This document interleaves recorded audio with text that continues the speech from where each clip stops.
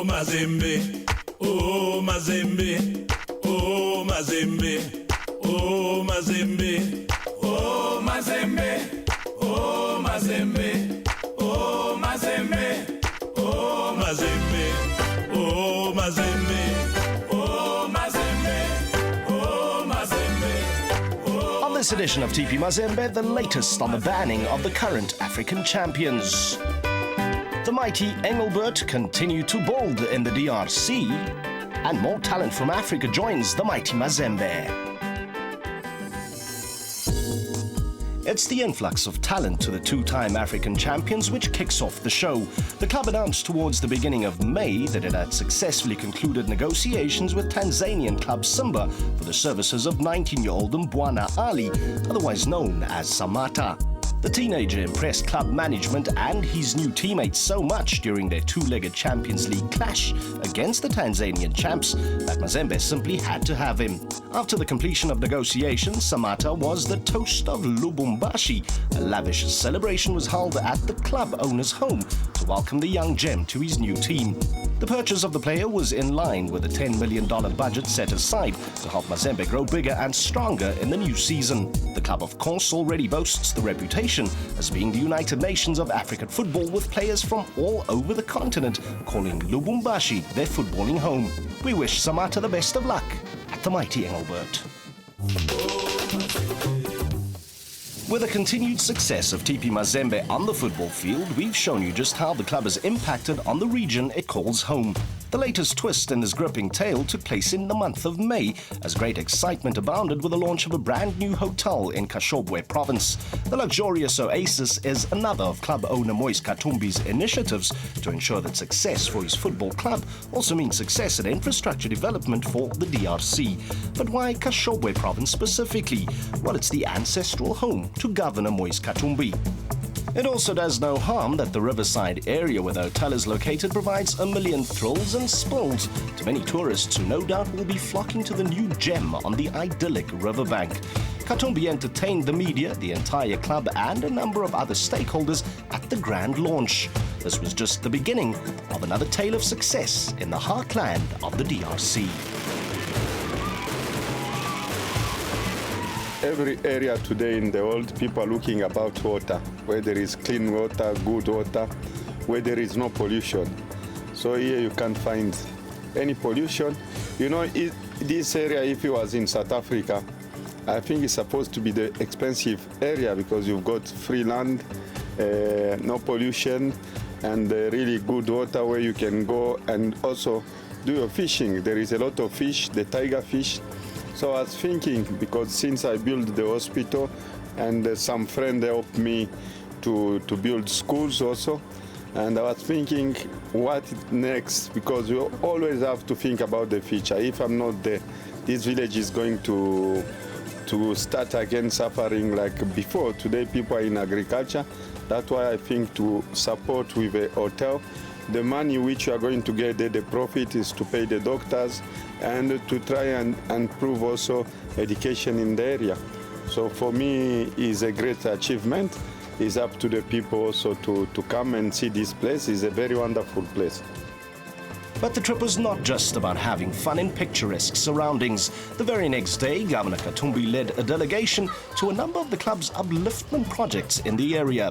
Katumbi's commitment to the health of his people has found an outlet in the form of clinics which have been built on the back of the club's success. Those clinics now service the communities in Kashobwe province, where first world medical care is provided in an area which otherwise would battle to afford such services. The governor's also made no secret of his absolute commitment to uplifting the next generation through education. To this end, Katumbi has refurbished a number of old schools in his ancestral village. His latest project, though, is seeing the development of a brand new school which will cater to all levels from primary to secondary. To ensure that the project is a major success, the governor also flew in a number of experts in their field to help the project gain momentum.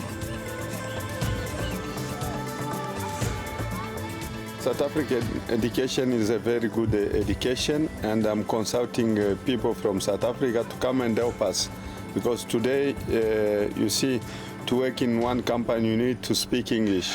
So you have to go to the best school, to the best teacher, the best headmaster to have some advice, maybe to have one day some partnership. One of the experts brought in to assist is South African referee and CAF match commissioner Ian McLeod. One of the most seasoned servants of football on the African continent, is also headmaster of the highly successful Crawford College model of education. The governor of the province, when he heard I was involved with education, was really keen for me to join his party today, just to have a look at what they're doing in Kashongwe here. They're building a number of schools, and his drive is really to try and create. Education is really the future for this particular province. And he wanted me to come and have a look and give some advice because of my involvement with education back in South Africa. And it's no surprise, McLeod was highly impressed with his first visit to the site and is looking forward to making his own impact felt. Well, firstly, I wanted to see what they had at this particular area, and we've visited some of the classrooms as well, and it's really to try and give some input into how they can go forward with regards to education, with the modern trends in education as well. But firstly, wanted me to have a look at the particular facilities that he had, and then obviously we'll have that discussion later on with him as to what input I can give from my side with regards to education. So it's all systems go for the new school project. The development has ensured that the young people whose lives are affected by the mighty Mazembe will not only be exposed to football of the highest caliber. If the sport of billions is not your game, you best ensure that education is. Governor Katumbi will be watching. It's amazing what the governor's done here. It's really fantastic. He's looking to have schools from primary school education right through to high school as well. And that's similar to what I'm involved with back home at Crawford, where we've got children from pre-primary right through to the college. And really what he's done here is wonderfully, it's amazing. And his vision, I think, is to really to educate the children and to provide education for the people of his own village, which I think is a fantastic vision for him. With the construction of TP Mazembe's very own stadium near completion and the club having recorded a series of less than spectacular results in recent times, club chairman Moise Katumbi invited the black and white to their soon-to-be new home ground for a supporters meeting. The chairman was looking to wipe away all fears and reassure the club's supporters that 2011 would be as successful as the two watershed years which preceded. The most successful president in the club's history, who once travelled with the home fans as a boyhood supporter of Mazembe, delivered a few recommendations ahead of their second leg Champions League clash against Wydad Casablanca of Morocco.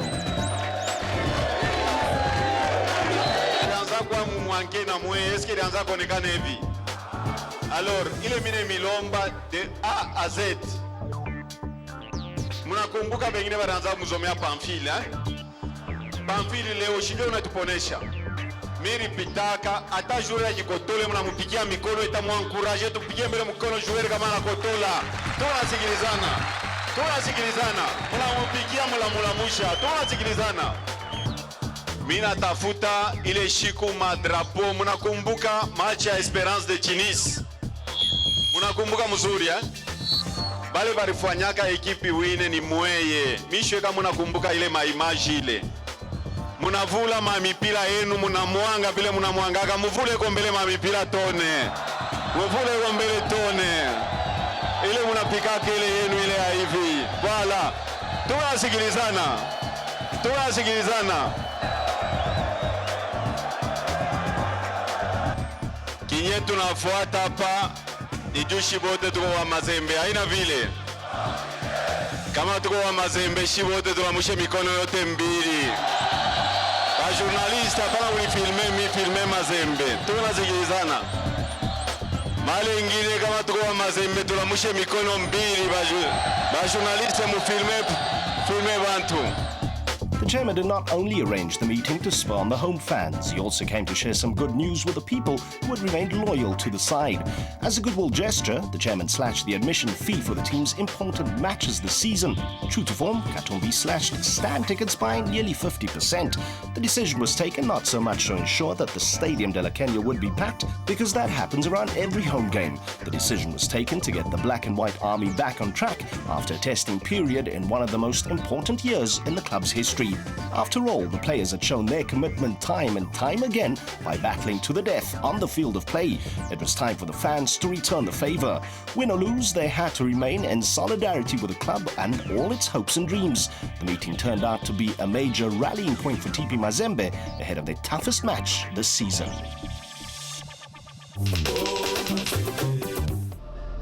In the same week that TP Mazembe were facing the mighty Wydad Casablanca of Morocco, the club has always attended a service dedicated to seeking divine intervention and success. The club's link to the church is well documented.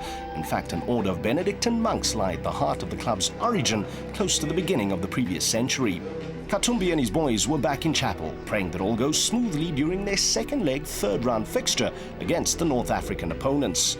The first leg saw the side losing on the road. The general prayer then would have been for a change in fortune in the second leg at home. It's in moments like these that one sees the strong link between religion and football. The two are intertwined in a mesh which signifies the importance of both. For the players and management of Mazembe, the one is no more important than the other. On the flip side of that same coin, the one is very much like the other for the people of this region.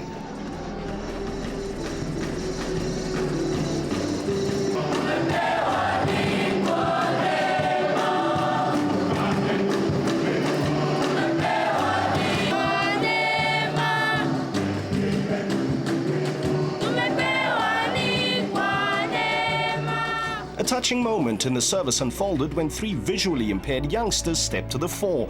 They had a special gift to give the club. They would not be enjoying the sights and sounds of the Stadium de la Kenya the very next day against Wydad Casablanca. But the three blind youngsters, all big fans of the club, took the congregation on a journey through their mind's eye. For a brief moment, the pulpit turned into a commentary booth as the boys played commentators in their own mental match. And it was a match, of course, which the local heroes won, much to the delight of the congregation. You know, everything comes from God, and I'm a Christian, I'm a Catholic, I grown up as Catholic. So really, for me, God is the first things in my life. You don't come to church just to pray for winning. Even if you lose the game, you always come back to church. So really, for me, something special for the team, and all the players today, even all the supporters, they believe in God today, which is important for our country and our province. Unbeknownst to Mazembe, they were certainly in need of divine intervention. The help would not be needed on the playing field, though. A major surprise emanating in the boardrooms of the Confederation of African Football would mark a turning point in a season filled with promise of history being made.